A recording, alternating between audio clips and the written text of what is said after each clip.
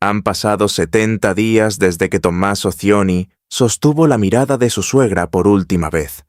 La observó cruzar el umbral del garaje a las 9:50 de la noche y se alejó en su coche, activando sin saberlo el cronómetro de los 41 minutos más analizados en la historia de Tucson.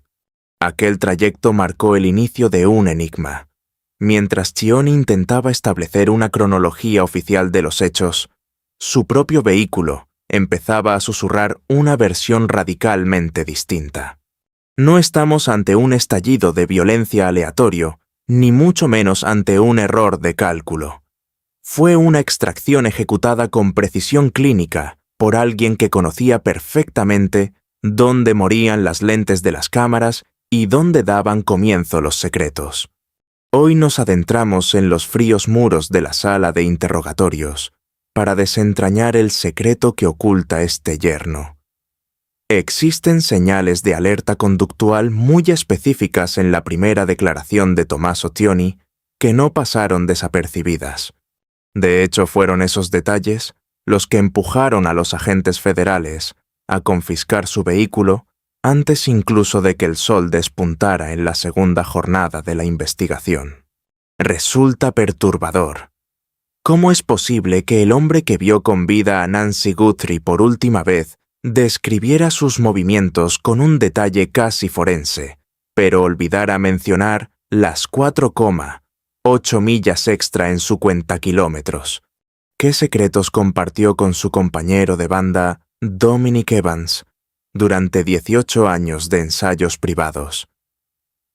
Aquellas sesiones terminaron por trazar el mapa interno de lo que hoy parece una trampa mortal. Ya no nos limitamos a estudiar una simple línea de tiempo. Lo que tenemos delante es la disección de una traición en el círculo más íntimo de la familia. El aire del desierto en Oro Valley estaba a unos gélidos 48 grados, una atmósfera lo suficientemente nítida como para que el eco de una puerta cerrándose viajara durante manzanas enteras. A las 9:50 de la noche, Tommaso Cioni vio cómo la luz del garaje parpadeaba hasta apagarse. Ese fue el último instante documentado en que alguien del entorno cercano vio a Nancy Guthrie con vida. Sin embargo, si analizas las grabaciones con la suficiente frialdad, descubres algo que los investigadores han preferido callar ante la opinión pública. El misterio no reside únicamente en la marca de tiempo de la 1:47 de la madrugada, momento exacto en el que la cámara se queda a oscuras. Lo verdaderamente inquietante es el comportamiento del individuo justo antes de la neutralización. No hubo titubeos, no probaron las ventanas ni se demoraron entre las sombras de los cactus que rodean la propiedad. Se movieron hacia la cámara con una economía de movimientos quirúrgica casi inhumana. Esa noche, el ambiente en el hogar de los Guthrie respiraba una rutina absoluta. Las transmisiones en directo de la iglesia para el domingo ya estaban programadas, y las fichas de mahjong guardadas en su sitio. Pero afuera en el silencio sepulcral de las colinas se gestaba un tipo de preparación muy diferente. El detalle parece insignificante, pero sus implicaciones son devastadoras para la defensa. El sospechoso utilizó la propia vegetación del terreno para intentar bloquear la visión de la cámara antes de dar el golpe final. Esto no es obra de un improvisado. Esto sugiere la presencia de alguien que no se limitó a aparecer a la 1:47 de la madrugada. Alguien que pasó las horas previas, o quizá años enteros, mapeando cada punto ciego de la vivienda. Al revisar las cintas de los ensayos de la banda Early Black del año 2010, se percibe esa misma precisión en Dominic Evans, la forma en que golpea la caja, su manera de ocupar el espacio físico. Es una realización escalofriante para cualquier investigador. No era un extraño acechando en la oscuridad, era alguien navegando por una casa que ya se conocía de memoria, rincón por rincón. El registro físico de aquel primer día descansa ahora en un depósito de pruebas federales, aunque las piezas más letales del rompecabezas son de naturaleza digital. Según los documentos revisados durante esta investigación, el 2 de febrero, a las 4:15 de la tarde, las autoridades ejecutaron una orden de alta prioridad para incautar el Honda CE RV. El mandato judicial citaba específicamente la recuperación de datos del sistema de infoentretenimiento y la telemática del coche. ¿Por qué el vehículo de un yerno que en teoría había sido descartado como sospechoso permanece en un estado de despiece total después de 70 días? La respuesta está en los circuitos. La documentación apunta a que el ordenador de a bordo del coche registró la apertura de una puerta a las 2:18 de la madrugada. En ese preciso instante, Tommaso Cioni juró que estaba a 3 millas de allí, sumido en un sueño profundo. La memoria digital del vehículo contradice frontalmente la palabra de su dueño. Y hay más. El análisis de comportamiento del FBI sobre las imágenes del timbre con cámara ha puesto el foco en la estatura táctica del intruso. Con exactamente 5 pies y 9 pulgadas, el sospechoso encaja con las proporciones físicas de Dominic Evans, con un margen de error de menos de 1 pulgada. Es una coincidencia matemática casi perfecta. Los registros públicos indican que se han aplicado técnicas de ciencia forense avanzada, como el análisis de iris y de la marcha a ese metraje granulado de la 1:47 de la madrugada. Si la forma de caminar coincide con el historial de 18 años de un compañero de banda, ¿por qué el departamento del sheriff del condado de Pima guarda este silencio sepulcral? Quizá el punto de entrada nunca fue la puerta principal, sino un acceso secundario que solo alguien del lugar conocería. Según el informe, el sospechoso evitó por completo las zonas de alta visibilidad. Este dato figura en las notas forenses internas, pero jamás se mencionó en las ruedas de prensa oficiales ofrecidas por el sheriff Chris Nanos. La pregunta es, ¿por qué se ocultó? El indicio más perturbador sigue siendo esas 4,8 millas adicionales en el odómetro. Representan un viaje de ida y vuelta a una ubicación que aún no ha sido nombrada, realizado por un coche que supuestamente no se movió. En esta red psicológica, 2 hombres aparecen unidos por 1500 semanas de vivencias compartidas. Tommaso Cioni, el profesor de biología avanzada, es el vivo retrato de la rutina metódica. Los oficiales que respondieron primero a la llamada describieron sus declaraciones iniciales como inusualmente estructuradas, carentes de la confusión típica del shock. No se limitó a ofrecer una cronología de los hechos. Presentó una narrativa forense perfectamente hilada, y en esa estructura reside una tensión oculta que resulta insoportable. ¿Por qué un hombre que supuestamente sufre por la desaparición de su suegra se expresaría con semejante frialdad biológica, midiendo cada palabra como si fuera una prueba de laboratorio, si esa forma de caminar encaja con el historial de 18 años de un compañero? ¿Por qué calla el sheriff de Pima? Quizás el acceso nunca fue la entrada principal. Pudo ser un punto secundario que solo un lugareño sabría encontrar. Según los registros, el sospechoso esquivó las zonas expuestas por completo. ¿Cómo es que este dato aparece en las notas forenses confidenciales, pero desaparece en los informes públicos del sheriff Chris Nanos? La contradicción es evidente. Lo que más inquieta son esas 4,8 millas extra en el cuentakilómetros. Un trayecto de ida y vuelta a un sitio desconocido hecho por un coche que en teoría no se movió.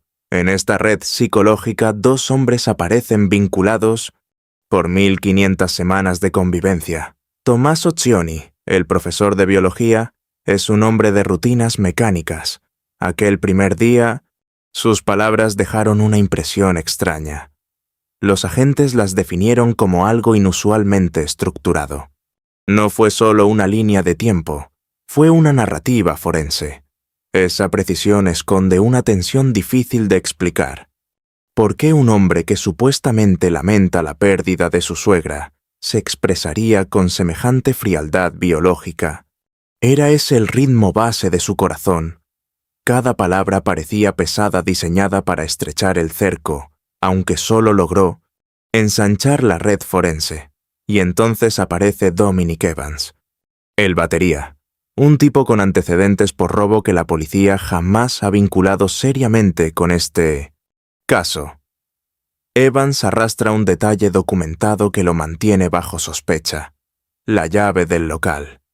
Según fuentes cercanas a la investigación, Dominic Evans tenía acceso directo a la mochila de Tomás Occhioni, donde solía haber un juego de llaves de repuesto para el Honda CR-V. Los informes de conducta tras 18 años de banda revelan una jerarquía marcada. Uno mandaba, y el otro simplemente acataba. Si Tomás Occhioni diseñó la rutina, ¿fue acaso Dominic Evans el brazo ejecutor del crimen?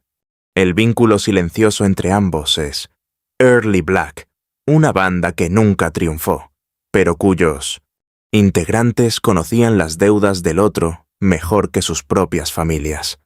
El primer día, mientras los Guthrie seguían en shock, el FBI ya observaba a estos dos hombres bajo una luz muy distinta. Los rasgos de conducta en las primeras 24 horas suelen ser más reveladores que cualquier prueba física en la escena. Que un sospechoso camine hacia la cámara, en lugar de alejarse, indica una seguridad absoluta en su objetivo. No les preocupa que los vean. Creen que ya han eliminado el riesgo de ser identificados. En este caso, la máscara no ocultaba un rostro, sino un vínculo. Jim Clemente, veterano perfilador criminal, Fox News. El análisis de Clemente destroza la teoría del asaltante externo. Si el sospechoso fuera un extraño, la cámara habría provocado una huida. En cambio, vemos una respuesta de mantenimiento. El tipo se queda allí para silenciar al testigo digital. El análisis sugiere que este comportamiento es propio de alguien interesado en que la propiedad no sea perturbada hasta que pasen esos 41 minutos. Las 4.8 millas del odómetro son el código binario de este secuestro. No se puede discutir con la transmisión. Si el coche fue incautado el primer día y el kilometraje no encaja con la ruta, estamos ante un transporte secundario. La cuestión no es si el coche se movió, sino quién conducía cuando el GPS fue desactivado manualmente. Jason Pack, ex agente supervisor del FBI. Su cita introduce un ángulo de sospecha nuevo: el sabotaje digital. Esto enturbia la imagen de Tommaso Occhioni como víctima pasiva de las circunstancias.